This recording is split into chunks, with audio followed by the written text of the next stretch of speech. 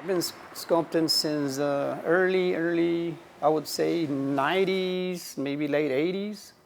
And in not too many, maybe another year, I will be almost 40 years in the art business and sculpting and painting. I'm originally from Yola, Texas, small town. I went to school in Yola, Texas, and I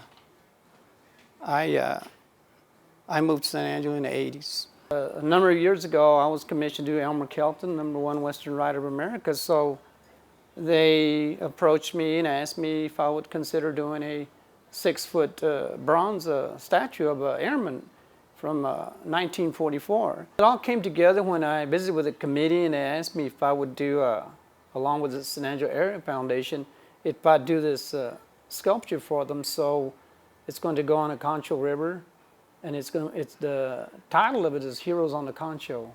We want to be able to honor anyone who served in any war and gave their life, their limb, or part of their world to us, American citizens. And you will see that it has a statue that will be a 6-foot bronze of an Army Air Corps airman in his flight suit walking, getting ready to finish loading up and go on a flight.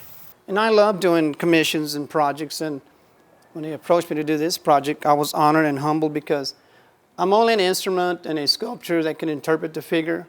But after doing all this research and studying, I realized that these men were the true heroes, and that a lot of them gave their lives. So I decided to make the airman looking up, looking at the weather or other airplanes coming in, his friends coming in or going out. So as you can see, I did a lot of minor detail in there. The zipper, the hands, and the scarf coming out under the wing jacket, and make sure all my dimensions are correct, the height, the size, and everything. And then I'll go in there and I'll start my sculpture.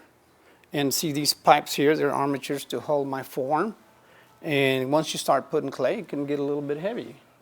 And here I have reference of some aviator pilots who are over here. I mean, I can mess it up some, and I can go in there, and I've done it before where I said, I'm going to have to operate. Then he comes home, once they set the base in place, he will be on a 2-foot base, so he'll actually be 8 feet tall. My goal is to see it ready by late summer next year. And it could be earlier, and it could be a little later. We just have to kind of keep watching.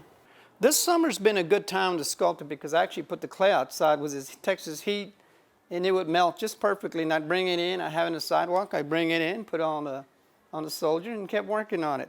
So my heating system was pretty good on the sidewalk this year on a little base that I had outside. My biggest challenge is doing a lot of sketches and a lot of studying. Go to your reference. Go back to the source. I started this piece early this summer, and he came along quite well. Stayed with it, worked 6 to 7 days a week, and just stayed with it, and it's been a lot of fun, and it's been real well rewarding after you spend so many hours. Lots of hours have been spent.